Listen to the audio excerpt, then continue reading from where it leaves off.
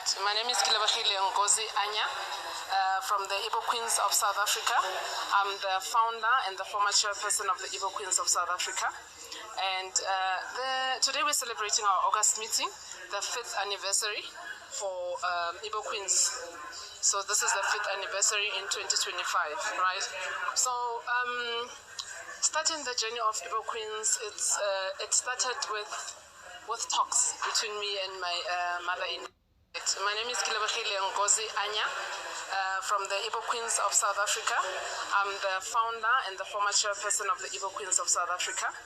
And today we're celebrating our August meeting, the 5th anniversary for Igbo Queens. So this is the 5th anniversary in 2025, right? So starting the journey of Igbo Queens, it started with talks between me and my mother-in-law.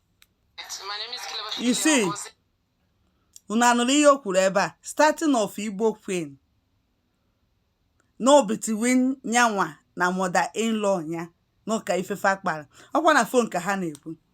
Na phone ka ha na-ekwu ha na Nigeria. Ifule ya? Na agwa unu na ndị a. Ụmụ anụmanụ ụmụnne unu nwoke efugo. Unu che na asị. Ndị anyị na-afị ya bụkwa ndị ochie. Ndị ochie. Akataka ndị ochie kpatara ego n'obodo a butere ike n'obodo a. Eje na-eme yeli nya na-eme nonsense ti meeting Igbo Queens. Ifule ya? Igbo Queens bụ ụmụ anụmanụ ụmụ obodo. Ụmụ anụmanụ nwaanyị obodo ka fa je eme meeting fa. Afa name of the meeting fa bụ Igbo Queens. Like chienu this video ka oluo ma ndị ala bido bụ ndị difagasi achọrọ m ịmanụ. Olukwo fanwa bụ ndị ala na-eme Igbo Queens. Why you gara Nigeria jeje mee Igbo Queens August meeting?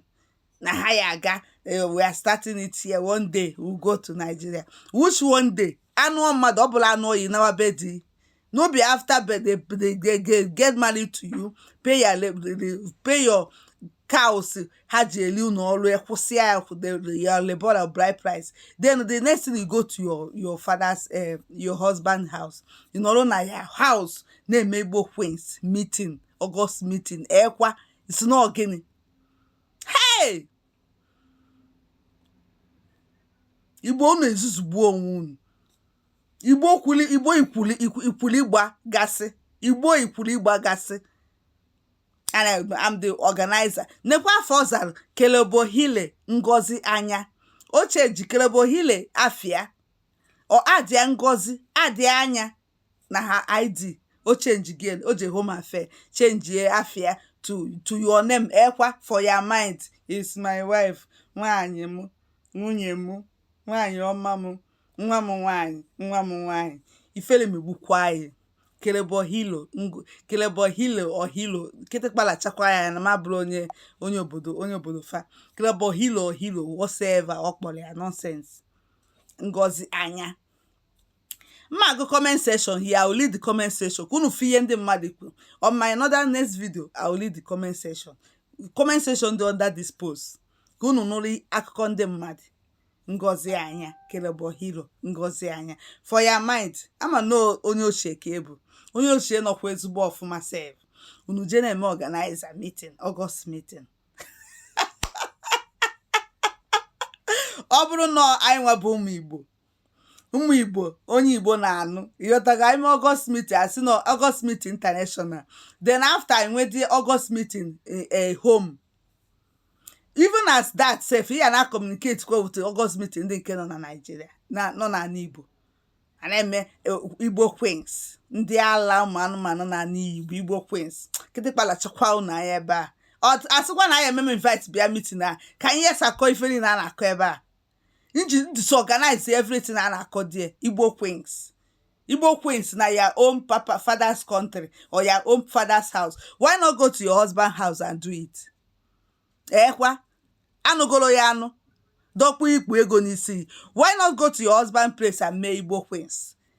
Ekwa? Igbo Queens in South Africa. Igbo Queens in Canada. Igbo Queens where ndị Igbo zuzu yeli ben. Kaku yeli ben. Ikwuli gbagasi. Ndị ala.